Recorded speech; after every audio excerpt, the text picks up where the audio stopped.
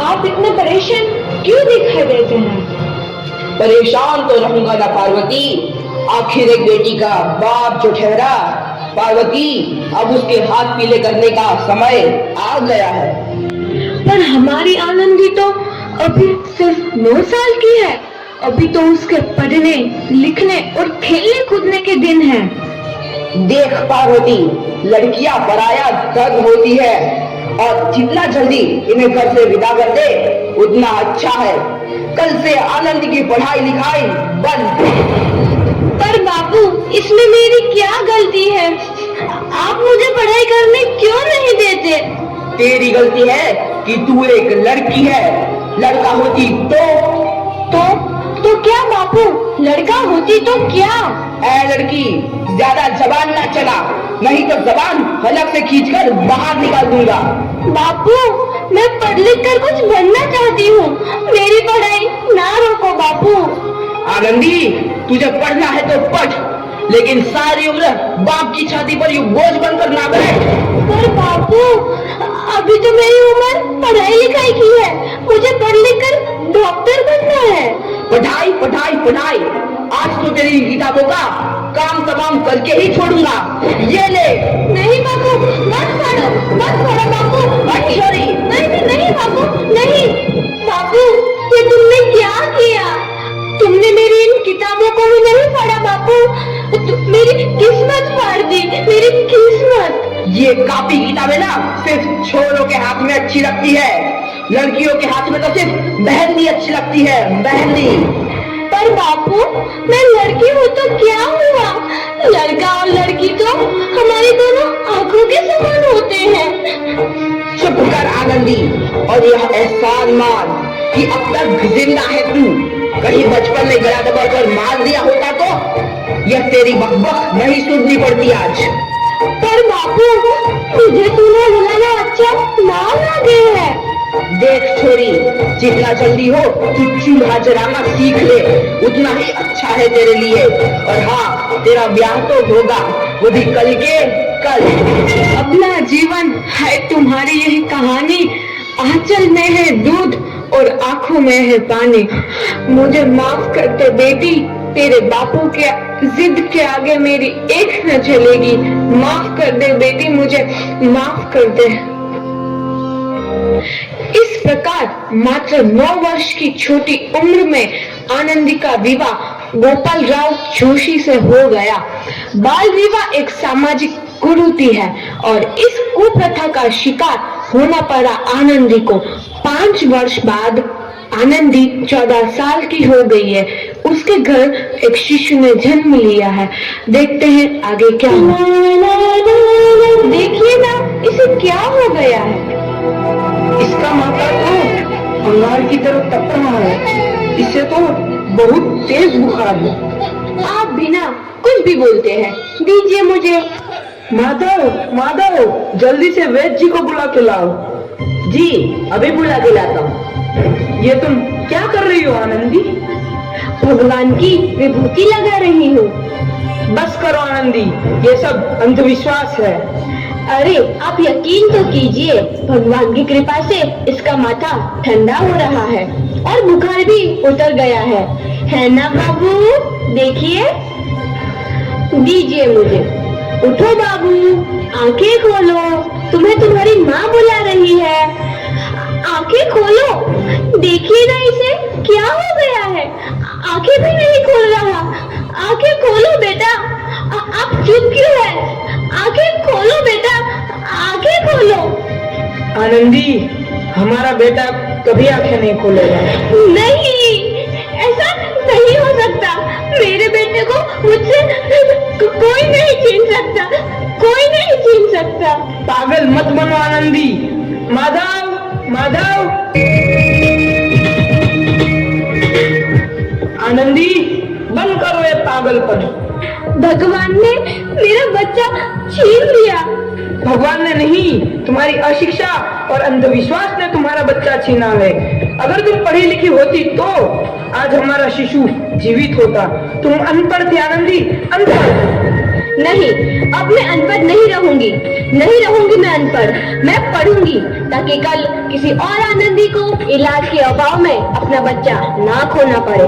शाबाश आनंदी, और यही तुम्हारे अपराध के लिए प्रायश्चित भी है।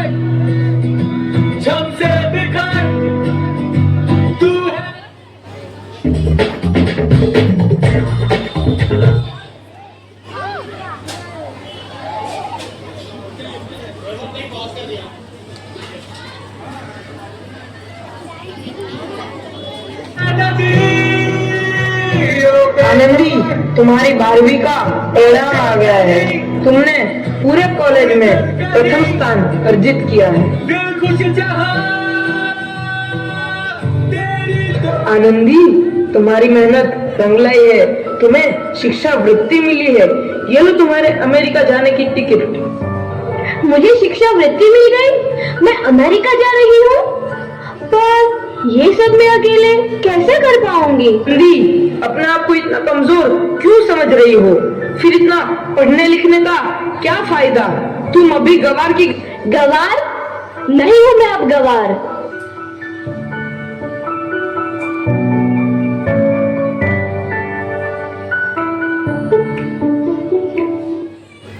तो इस प्रकार 7 अप्रैल 1883 को आनंदी अमेरिका के पेंसिल्वेनिया के लिए रवाना हुई और 3 साल बाद उन्होंने डॉक्टर ऑफ मेडिसिन की उपाधि प्राप्त कर ली।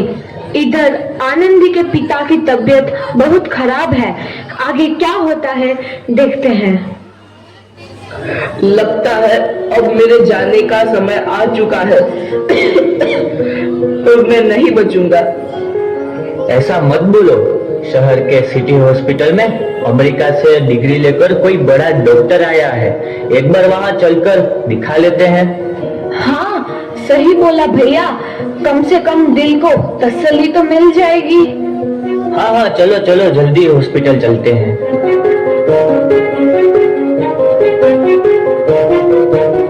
इस मरीज की हालत तो बहुत ही खराब है। कोई चमत्कार ही इसे बचा सकता है। ऐसा मत बोलो भाई। डॉक्टर साहब कब तक आ जाएंगे? लो आ गई डॉक्टर मैडम। डॉक्टर मैडम जल्दी देखिए, मरीज की हालत बहुत ही खराब है।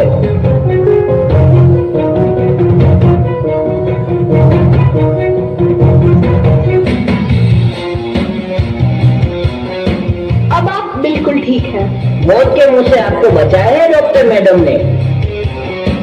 डॉक्टर साहब ने मुझे बचा लिया। मुझे मिलना है डॉक्टर साहब से। डॉक्टर साहब नहीं, डॉक्टर मैडम बोलो। डॉक्टर मैडम, उन्होंने ही तुम्हें जीवन दान दिया है। लो आ गई डॉक्टर मैडम, मिल लो उनसे। डॉक्टर मैडम, आपका बहुत बहुत धन्यवाद। आपने मेरी जान बचाई। इसके बदले में मैं गरीब भला आपको क्या दे सकता हूँ? वचन चाहिए मुझे कि कभी ये नहीं कहोगे कि लड़कियां कुछ नहीं कर सकती। वचन? ये कैसा वचन? अरे श्यामलाल, तुमने पहचाना नहीं? तुम्हारी बेटी आनंदी। आनंदी?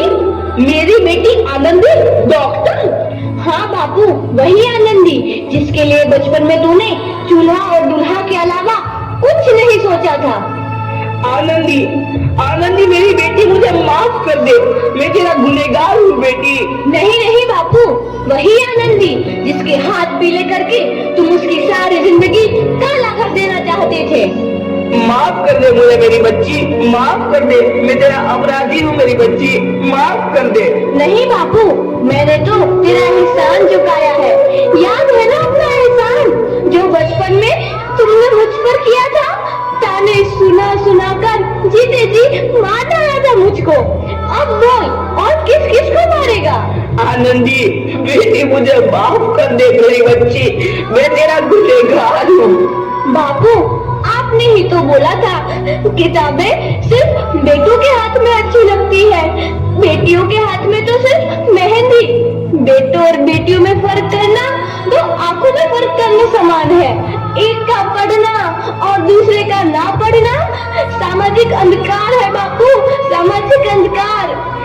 काहे मांगता हूँ मैं तुझ जैसी बेटी का, जिसने सारी उम्र तुझ मुझसे कुछ ना मांगा, मांगा तो सिर्फ बराबरी का दर्जा। वरना सच तो यह है कि मैं तेरी माफी के लायक भी ना हूँ। मुझसे बाप तेरी बराबरी कर सके उसके मैं लायक भी ना हूँ मेरी बेटी, लायक भी ना हूँ। अपने बापू को क्या माफ नहीं करोगी आनंदी? माफ कर दो आनंदी, माफ कर दो। सुबह का भूला यदि शाम को घर लौट आए तो उसे भूला नहीं कहते। बापू। तो इस प्रकार आनंदीबाई जोशी ने अपनी मेहनत और अटूट इरादे से न केवल भारत की पहली महिला डॉक्टर बनी, बल्कि आगे चल के उन लड़कियों के लिए सुनहरा रास्ता दिखा गई जो जीवन में कुछ करना चाहती थी।